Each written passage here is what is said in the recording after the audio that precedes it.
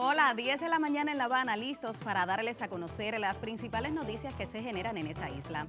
Para Cuba ha sido preocupación y ocupación la calidad de vida de quienes sobreviven a la COVID-19, expresa esta jornada el presidente Miguel Díaz-Canel en su cuenta de Twitter.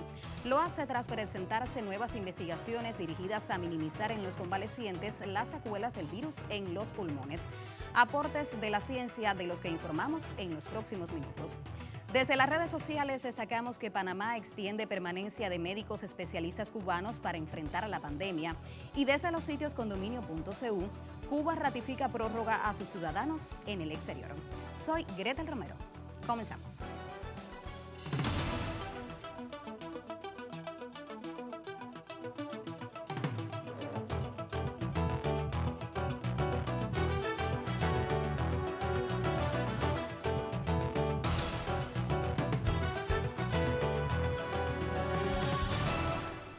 En el habitual intercambio que la máxima dirección del país sostiene cada martes con científicos y expertos que asesoran en temas de COVID-19, se actualizaron los modelos de pronósticos de la enfermedad para las próximas semanas. Según trascendió, el comportamiento será desfavorable, principalmente en las provincias occidentales de La Habana y Matanzas. También se presentaron dos nuevas investigaciones que pretenden minimizar las secuelas del virus en los pulmones con aplicación de células madre y de la inteligencia artificial. El matemático Raúl Guinovar, al presentar los modelos de pronósticos de la COVID-19 en el país durante la reunión semanal de expertos y científicos con el presidente y el primer ministro cubanos, confirmó que la situación epidemiológica para las próximas semanas sigue siendo desfavorable, fundamentalmente en La Habana y Matanzas, donde persiste una alta tasa de transmisión del virus. De igual forma, Guinovar alertó a las autoridades de Mayabeque y Holguín, territorios donde la ciencia predice un incremento de la positividad. En resumen, se puede decir que los pronósticos son todavía desfavorables. Existen las condiciones para que ocurra un crecimiento o que se conserve una meseta de casos bastante elevada. Pensamos en definitiva que hay que reforzar las acciones de control a nivel primario de salud, que es donde podemos ganar esta batalla, ¿no? Logrando que la gente a nivel de la localidad sienta la presión, ¿no?, por el cumplimiento de las medidas sanitarias. Como es habitual en estos encuentros, los científicos le presentaron a la máxima dirección del país las investigaciones más avanzadas en la lucha contra el nuevo coronavirus. Una de ellas son los resultados del ensayo clínico fase 1 de tratamiento de lesiones pulmonares con células madre de los propios pacientes a 49 personas recuperadas de COVID-19, liderado por el Instituto de Inmunología y Hematología. Su directora, Consuelo Macías, explicó que la terapéutica demostró su efectividad sobre el tratamiento con esteroides, recuperando en 6 meses más del 50% de las lesiones en los pulmones. Por tanto, nosotros planteamos que el tratamiento de células madre es más favorable y que es efectivo. O sea, la exploración de la efectividad en un ensayo inicial con esta muestra, que es una muestra pequeña, que es lo que caracteriza para poder dar seguridad y extender a un ensayo clínico fase 2, evidentemente que a los 6 meses es muy favorable. Explicó la doctora en ciencias Consuelo Macías que el ensayo clínico sobre el tratamiento de lesiones pulmonares con células madre a convalecientes de COVID-19 pasará próximamente a fase 2 y una vez validado se extenderá su uso a aquellos que presenten secuelas pulmonares severas. El programa de convalecientes se atiende por la atención primaria de salud. Nosotros estamos trabajando en este momento en una propuesta de estrategia para esto en el convaleciente en el país, porque nosotros pensamos en dos aristas. Una que es que este paciente convaleciente en la APS que tenga manifestaciones respiratorias, tos, disnea o que se conozca que quedó con lesiones pulmonares, puede tener un tratamiento de esteroides durante un periodo de tiempo y fisioterapia rehabilitadora. Y si el paciente logra tener una buena calidad de vida, que no le afecte para nada el haber padecido el COVID y la afección respiratoria, pues bueno, el paciente puede vivir una vida normal. Pero los pacientes que se vean que no tienen mejoría de su capacidad respiratoria y tienen afectada su calidad de vida, nosotros pensamos que debe entrar en el programa de medicina regenerativa. Y vinculada también al estudio de las afectaciones pulmonares causadas por el nuevo coronavirus, está la segunda investigación presentada por expertos y científicos ante la máxima dirección del país. En este caso, es sobre el uso de aplicaciones informáticas para evaluar a través de los rayos X y tomografías computarizadas de tórax la severidad de la neumonía por COVID-19.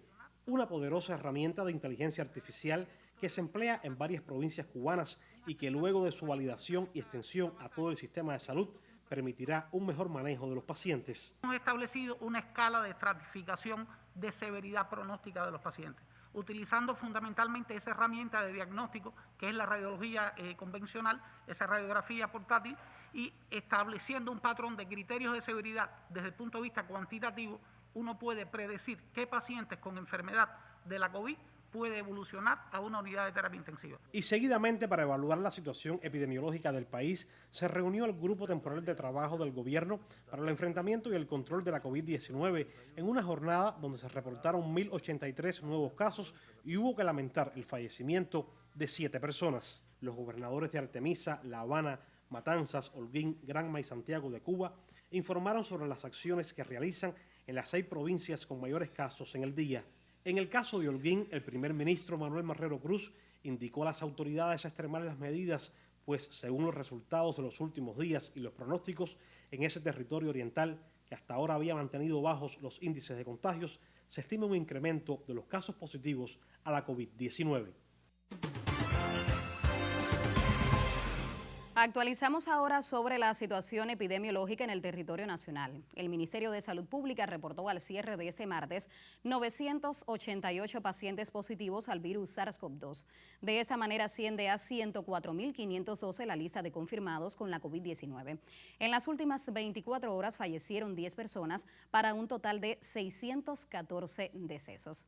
Y precisamente el espacio televisivo Mesa Redonda informará este miércoles sobre el inicio del estudio de intervención en La Habana, así como del escalado productivo de los candidatos vacunales contra el nuevo coronavirus. Cubavisión Internacional transmitirá dicho programa. Vamos a hacer una pausa en la emisión. Al regreso ampliamos otras noticias desde las redes sociales y los sitios condominio.cu. Siga con nosotros. Pensar en las vacunas cubanas es pensar en la vida, es hacer el bien sin pedir a cambio, es la razón de ser de muchas personas. Pero, ¿qué me voy a poner realmente? ¿Una vacuna? Creo que más, mucho más. Voy a llevar en mi hombro una dosis de conocimientos, de experiencias, del tiempo y esfuerzo de científicos estrellas. Será también una dosis de resistencia y confianza de un pueblo, mi pueblo, nuestro pueblo.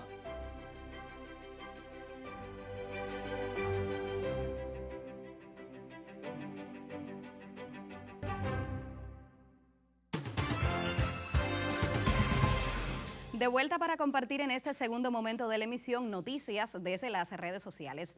A través de Twitter, el Ministerio de Salud de Panamá dio a conocer que con el objetivo de salvaguardar a la población y brindar una respuesta sanitaria ante el COVID-19, contemplamos la extensión de 2 meses adicionales en Panamá a 122 médicos especialistas de los 230 profesionales de salud cubanos que arribaron al país en diciembre del 2020.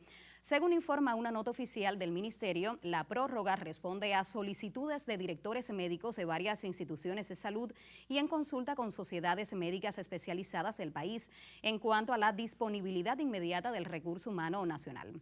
Y precisamente también el presidente de México, Andrés Manuel López Obrador, agradeció mediante conversación telefónica a su par cubano Miguel Díaz-Canel por el envío de más de 1.000 médicos en los meses más duros de la pandemia.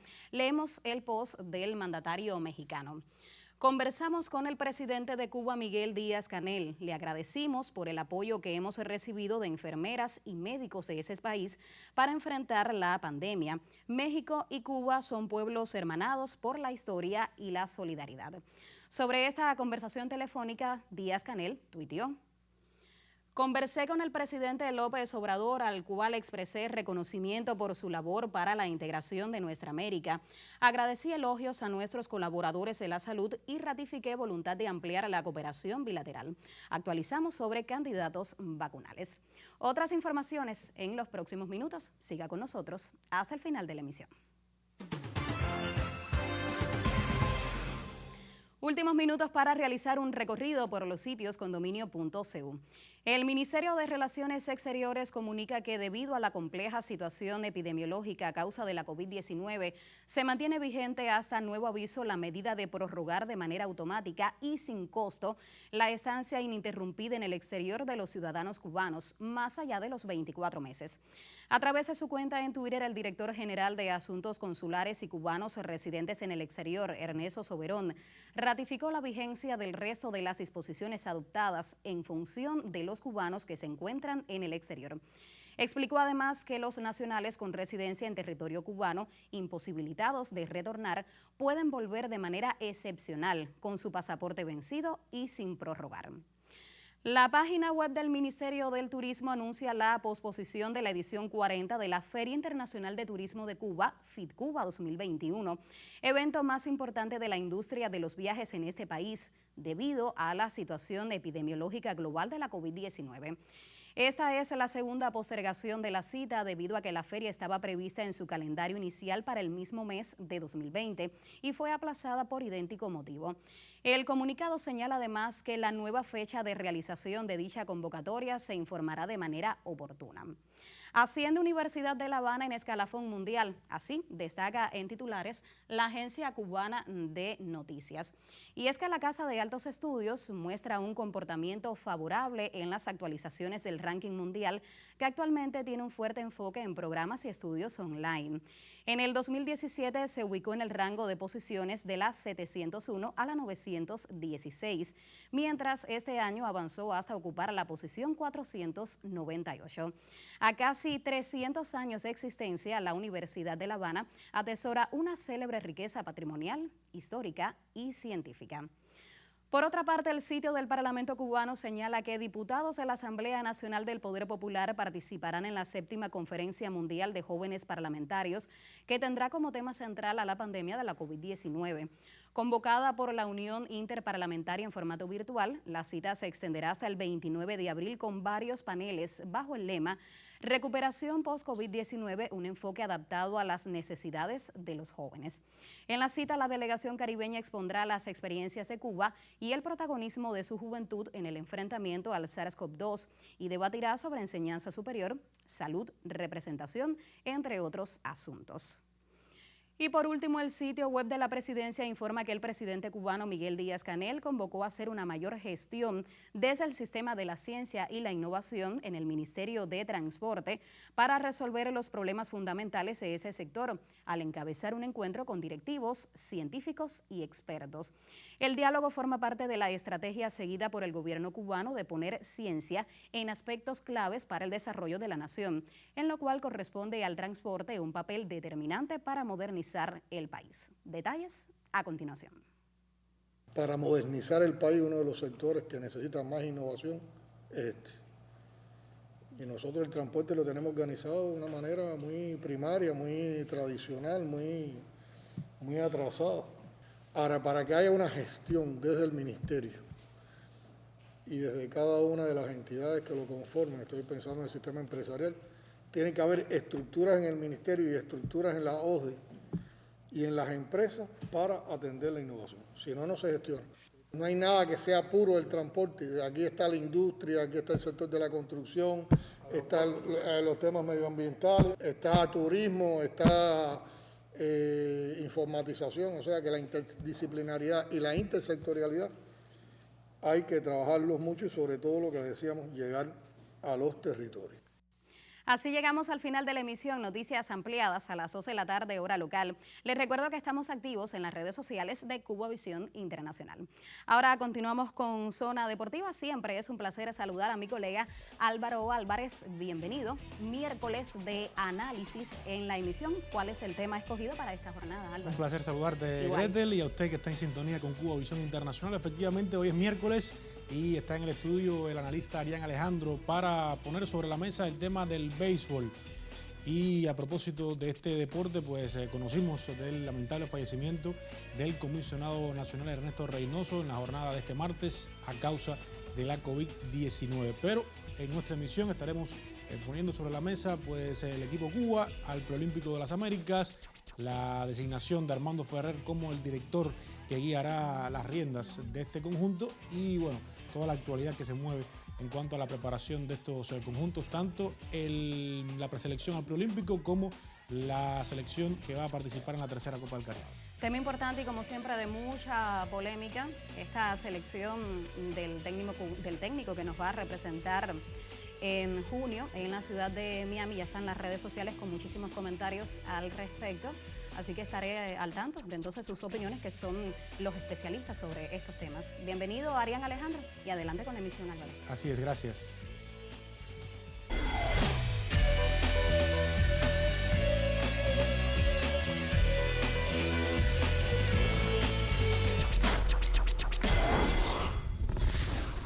Les saludo y le doy la bienvenida a una nueva emisión de Zona Deportiva correspondiente a este miércoles 28 de abril de 2021. Como cada jornada, de este día de la semana, analizamos un tema sobre la mesa y para ello recibiremos en el estudio al analista Arián Alejandro para comentar sobre béisbol a propósito de la designación de Armando Ferrer como director del equipo Cuba que nos representará en el preolímpico de las Américas y otros temas de actualidad. Así que le propongo mantener la sintonía hasta el final.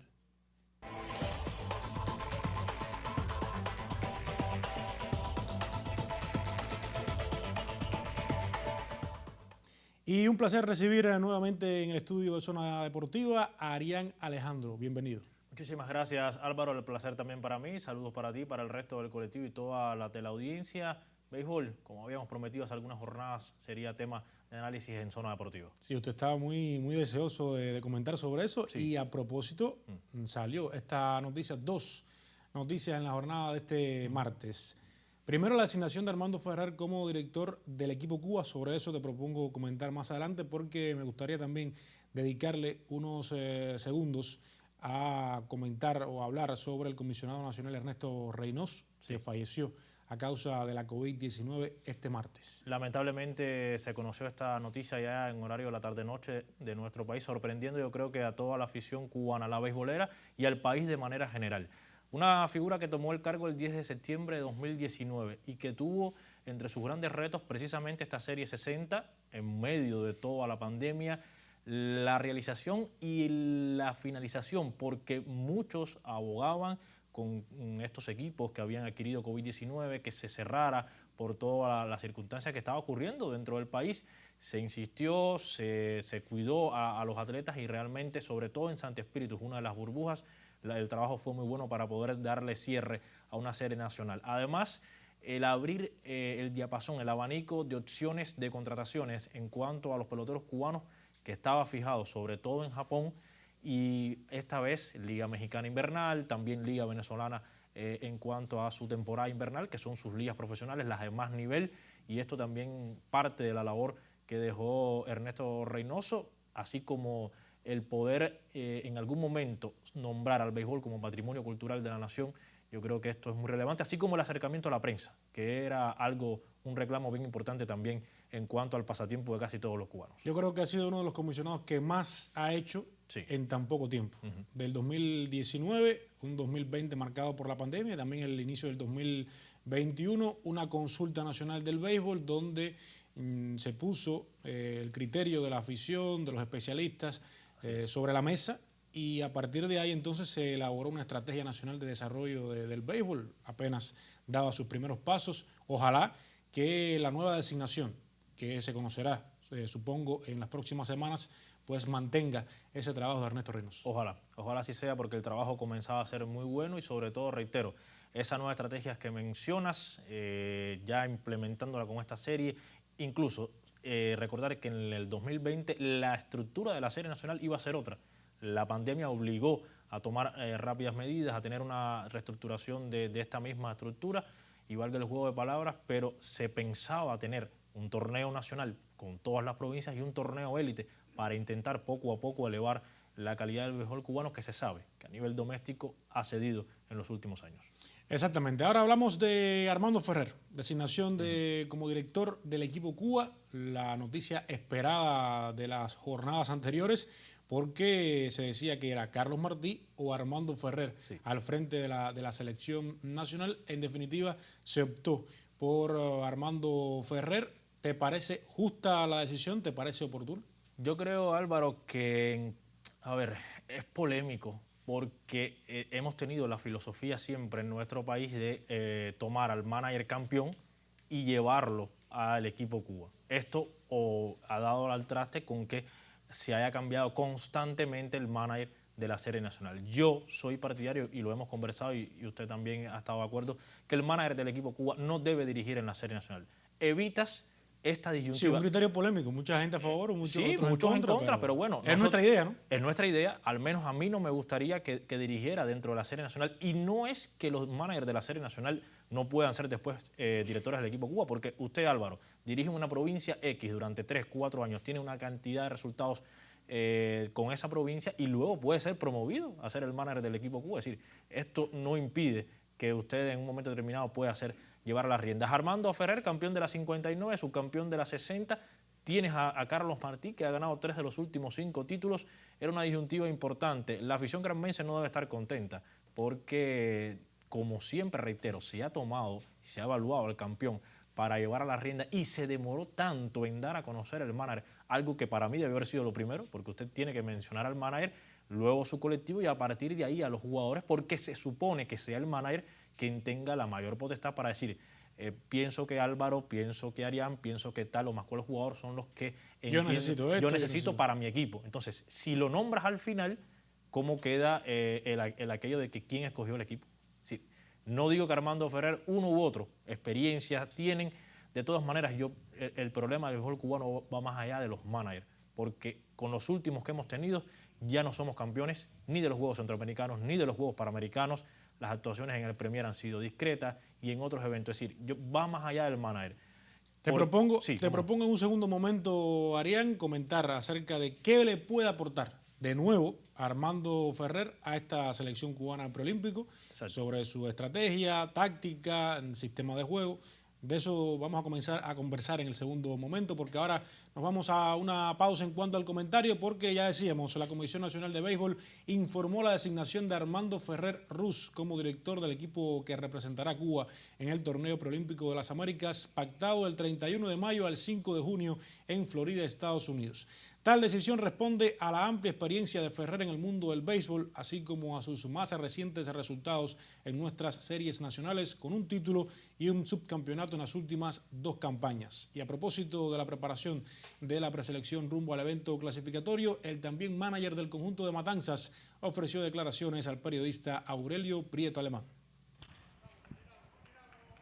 En la preselección tenemos atletas con diferentes características, tenemos hombres rápidos, tenemos hombres de fuerza, pero sí lo que tenemos que dejar es bien claro que tenemos que tratar de elaborar carreras, que no siempre podemos estar esperando un gran batazo para decidir un juego de pelota, sino tratar de construir carreras, y para ello es importante poner la velocidad en función de la ofensiva, saber tocar bien la bola, de sacrificio, de hit and run, saber adelantar un hombre, dar un fly de sacrificio para poder elaborar carreras que generalmente nos está golpeando en los últimos campeonatos. ¿Qué le puedes decir al pueblo de Cuba que estaba al tanto y deseoso de la preparación de usted y del resultado de usted? Bueno, nada, que tengan confianza en el pueblo de Cuba, que vamos a decir como un día dijo Tavares, dejar la piel en el terreno, vamos a lo más importante es dar un buen espectáculo y los resultados saldrán. Seguimos en Zona Deportiva dialogando con Arián Alejandro. Ya dejábamos en el tintero la interrogante. Sí. ¿Qué puede aportar? Y escuchamos sus declaraciones. ¿Qué puede aportar Armando Ferrer a este equipo Cuba? Bueno, él hablaba de producir carreras, de hacer lo que le ha costado al equipo Cuba en prácticamente todos los últimos eventos. Se llevan peloteros. Y mire, los peloteros de Japón. Usted va a dudar de la calidad de Spaine, de la calidad de Gracial. Pero para un torneo corto, cuando ellos están en otra dinámica, y esto puede ser polémico, y quizás la afición entienda de que yo lo que quiero decir es que no estén presentes estas figuras de tierras niponas, pero cuando usted va a un evento corto, donde tiene que sí o sí tener a jugadores que estén a tope en ese momento. La preparación y la visión y digamos, todo el entrenamiento de Despain y de Gracial, por poner estos dos ejemplos, es para una serie de 144 partidos, no para un torneo de 5 días, en los que además tienen que viajar desde Asia, algo complejo, sobre todo ahora con el tema COVID-19, y cuánto tiempo realmente pueden estar involucrados aproximadamente en 12 horas de diferencia. Entonces, y dicen los técnicos que para adaptarse al cambio de horario, usted necesita al menos un día por cada hora de diferencia. Así que imagínese usted, más o menos 12 días, de 12 a 15 días para adaptarse a... ¿Y usted cree que el equipo de SoftBank va a dejar liberar 12, 15 días antes a Despain y a Gracial, por mucho que en el contrato esté que deben estar con el equipo Cuba? Es muy complicado. ¿Y por qué menciono esto? Me preguntabas lo del manager, pero tiene mucho que ver porque es que Armando Ferrer, esto no está en las manos del manager de los Cocodrilos, que puedan rendir o no estas figuras que son de lo mejor que tiene el béisbol cubano en cuanto a peloteros contratados. Ojo con esto. Y entonces, el manager contra eso no puede hacer absolutamente nada si coloca a Despain, como todo el mundo piensa, como cuarto bate, a Gracial como tercero, y se pasa los 3 primeros partidos de la fase clasificatoria sin rendir, porque además, al ser un torneo corto, tienes que obligatoriamente ganar mínimo 2 partidos para poder avanzar y además ver con el que avance, sea Venezuela, Canadá o Colombia, que son los rivales de Cuba, si no, ya no vas con una derrota que suma a la siguiente fase. Entonces, todo esto, por eso te comentaba antes de la pausa, que no es solamente una cuestión del manager. Ferrer puede venir con esta idea de, por ejemplo, como lo hizo con Matanzas, line-up cambiados en dependencia del pitcher rival, peloteros que puedan ser más completos en cuanto a velocidad y en cuanto a fuerza, pero es que se escapa más allá porque ahora mismo la calidad del béisbol cubano cede mucho a nivel internacional y eso no es un secreto para nadie. Se insiste mucho en esa frase, producir carreras, saber producir las carreras. Y yo me imagino que se esté apostando por cuestiones del ABC del béisbol, sí. Como por ejemplo cuando hay un corredor en primera, dar una conexión para la banda derecha para que el hombre pueda avanzar hasta a segunda o a tercera base. Exacto, ganar una base más que cuesta mucho en el béisbol cubano, cuesta que con hombre en tercera sin out o con un out venga un bateador y conecte un fly de sacrificio o un batazo extraviado que ese hombre de tercera pueda anotar. Lo hemos visto una y otra vez en nuestra serie y como la mayoría de los peloteros que van a estar en el equipo cubazón al final de la serie nacional reproducen estos errores y estas carencias, por decirlo de alguna manera, las reproducen a nivel internacional y por eso le cuesta a Cuba poder ganar en estos últimos eventos. Canadá no ha anunciado la nómina todavía, pero yo me imagino que ya esté preparado Philippe Amon para Cuba. Óigame, una tercera vez con Philippe Amon. A la tercera va la vencida, ¿no? ¿Usted cree? Yo le voy a hacer difícil que Cuba, no solo para clasificar de manera directa, para quedar en los 3 primeros lugares, va a ser muy, muy difícil. ¿Usted da a Cuba como que avanza a la superronda? Puede avanzar a la superronda, pero yo no doy a Cuba es decir, yo creo que Cuba no va a pasar al evento mundial. Ya, para el evento mundial hay que quedar entre el segundo y el tercer lugar, porque exacto. El primero ya clasifica directamente a... Y lo digo con todo pesar, porque como cubano al fin, ¿cómo no voy a querer ver al equipo en los Juegos Olímpicos? Pero ciertamente se está haciendo un buen trabajo en cuanto a la preparación, pero eso es un proyecto, yo creo que a mediano y largo plazo. Exacto. Es muy cercano a este evento preolímpico. Todavía no se sabe si se pueden convocar o quiénes serán los convocados que están de manera independiente contratados en el exterior, si pueden representar a Cuba. Pero ya veremos sobre eso más adelante, Arián, en los próximos días, porque habrá mucho béisbol en el mes de mayo. Así mismo es. Gracias, Arián, por compartir este espacio de Zona Deportiva. Así llegamos al final. Mañana nos volvemos a encontrar. Hasta entonces, tenga una excelente jornada y mantenga la sintonía con Cuba Visión Internacional.